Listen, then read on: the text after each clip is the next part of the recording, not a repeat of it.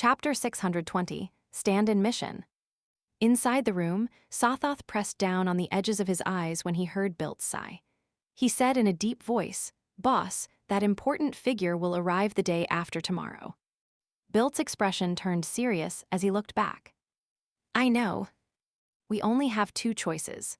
First, we ignore whether Jayaman Sparrow is worth trusting, and we entrust him with the mission. We can only hope for the best outcome. Second, we immediately abandon our business in Oravi, leaving with our cash and jewelry to become pirates at sea. I have the confidence to make most sailors and adventurers on the Pirate Hunter follow us." Sothoth paused before adding, "Boss, back when you were an adventurer, leading our ship and hunting pirates, you were always this decisive and tenacious. I believe you have already made your decision. There's no need for me to do anything else." "Haha, there's no need to suck up to me." Bilt smiled bitterly. "I'm no longer the fearless pirate hunter who didn't fear blood or gunfire from before. Long periods of an easy and comfortable life have dulled my will. I don't even wish to seek out chances to advance. Those companions who had turned into monsters still live on in my mind." "Phew." He exhaled as his expression instantly turned solemn. "However, you're right. We don't have time to hesitate. We have to immediately make a decision." Having said that, Bilt turned his head and gestured at the window with his chin. Sothoth was taken aback for a moment before understanding what his boss meant. After leaving the Sweet Lemon Bar, Klein strolled by the side of the street, planning to hire a carriage at the crossroads. At this moment, he heard a window open above him and saw a figure jump down. Perhaps after experiencing the terrifying incidents involving the Antigonus family's notebook and Banzi Harbor's strange telegraph office, Klein's first reaction was that Bilt Brando was dead.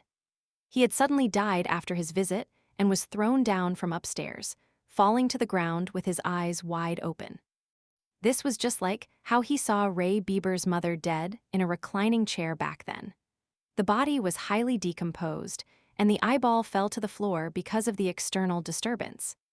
Similar thoughts flashed through his mind as Klein discerned the figure who had fallen from upstairs to be Sothoth Yan, not Bilt Brando. Furthermore, he looked normal and was clearly still alive. Oh no, here comes trouble. Klein's heart skipped a beat, having a more accurate guess.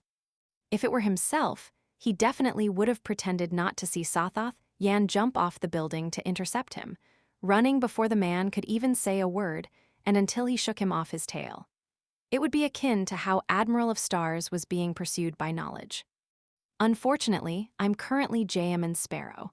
A crazy adventurer wouldn't flee because of such trivial matters. Sigh, getting to know myself better is an additional perk. Klein halted and watched as Sothoth firmly landed on the ground. He bowed with his hand placed over his chest. "Mr. Jayaman Sparrow, we have a very important task to entrust you." "Here it comes." Klein calmly replied, "I won't be that free lately." "This wouldn't waste too much of your time. You can first listen to what it is about before considering to reject or accept it," Sothoth said earnestly. "I'm afraid I have no choice but to accept it after hearing it." Actually, it's still all right. If Bilt Brando and Sothoth Yan threaten me to take the mission, I don't mind changing them into gold pounds and beyonder ingredients." Klein thought it through seriously and discovered that he didn't need to have too many reservations out at sea. Having the strength of a pirate admiral basically made him unstoppable in most areas. He took out the pocket watch in his inner pocket and opened it. "I'm giving you 5 minutes." "All right, that's enough." Sothoth pointed at the entrance to the Sweet Lemon Bar behind Klein. Returning to the room, Klein glanced at the wall clock and said coldly, "You still have 3 minutes and 12 seconds." His attitude gave Bilt a baffling sense of ease. He began to believe that Jayaman Sparrow definitely had the capabilities to complete the mission. "Mr. Jayaman, I heard that you can transform into anyone, just like how Vice Admiral Hurricane Kalangos was formerly capable of doing so," Bilt hurriedly asked. "Who revealed this matter?" Klein pricked up his brows as his gaze towards Bilt turned gloomy. If news of Jayaman Sparrow being able to transform into anyone spread, it was quite troublesome for Klein. This was because this made others either think of creeping hunger, making them think of Kalangos' death, or they would think that he was a beyonder who had certain secrets and was suspected to be a faceless. The former would attract the attention of the Twilight Hermit Order, while the latter would attract the attention of the Church of the Evernight Goddess, who would send personnel to investigate. Of course, the Church of the Evernight Goddess wasn't a powerful force at sea, so Klein didn't need to worry too much about it. He just didn't wish to be in conflict with the Nighthawks. If that happened, he had no choice but to abandon his identity as Jayaman Sparrow. This was at the critical point where more and more people knew of the crazy and powerful adventurer who had a soft heart while he was being acknowledged and gaining feedback. Bilt sensed the change in Jayaman Sparrow's gaze as he tensed up. He chuckled and said, "This was news released from the Black Death. Tracy, she's trying to seek revenge on me by doing so. One day, I'll successfully hunt her." Klein nodded slightly and said, "You can think of it as real." He didn't explain how he received his powers of shapeshifting, as this didn't match Jayaman Sparrow's persona. Bilt heaved a sigh of relief and said after 2 seconds of silence, "We're helping an important figure to search for a stand-in." Under Jayaman Sparrow's ambiguous gaze, he explained in detail, that important figure needs to independently deal with a secret matter that he doesn't want others to know of. Therefore, he needs a stand-in to represent him in dealing with his daily affairs. He would meet different guests and socialize with his mistress without revealing a problem. He will take 3 to 5 days to return. We had already found someone who looked like him, spending a great deal of time to correct his posture and accent, and we had informed the good news to the important figure. Who knew that the tramp would overeat and suddenly die last night? That important figure is about to begin his operation.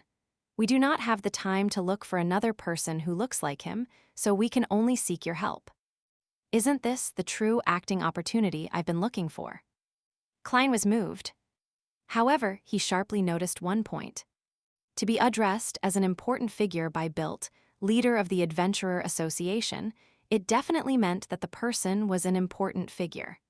Matters that happened around an important figure were often not simple. It contained quite a considerable risk. Klein thought for a moment before asking in a deep tone, "Do you think that this matter will be dangerous?"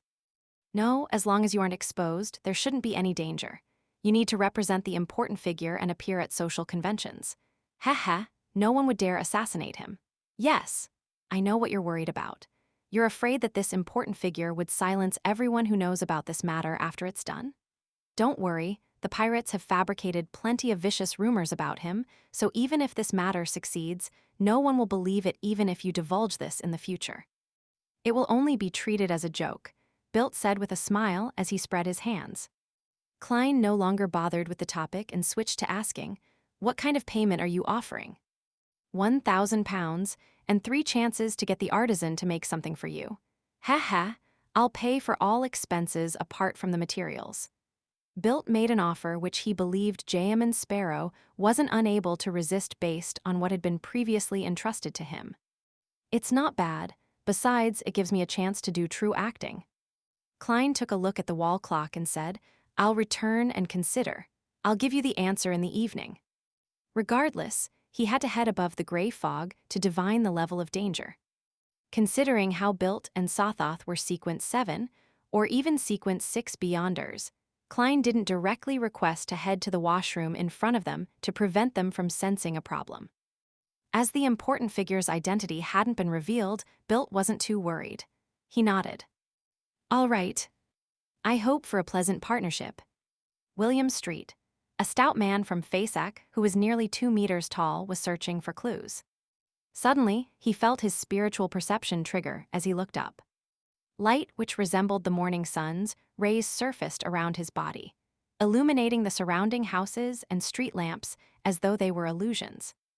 At the same time, sparks soared on the street as all kinds of supernatural phenomena appeared. Indeed, the Sauron family has sent people over. The man from Faceac who had his suspicions cast his gaze straight down the street. He saw Nighthawks wearing red or black gloves as black gun barrels covered with complicated patterns extended out of the rooftops. They were aimed at him, while the surrounding passersby didn't seem to notice anything amiss. He also saw the Church of Steam and Machinery's Archbishop of the Backland Diocese, Hiramic, and the Church of the Evernight Goddesses Archbishop of the Backland Diocese, St. Anthony. Immediately following that, he caught sight of members of the Sauron family raising their hands above their heads through the corner of his eye. The powerful Facex spies also did the same thing. They had decisively chosen to surrender. Resistance only spelled certain death. There was still a chance of being repatriated by surrendering. At 6:30 that evening, Klein once again came to the Sweet Lemon Bar where he met Bilt and Sothoth. He expressionlessly said, "An advance of 500 pounds. Then, you will need to tell me who I'm supposed to change into."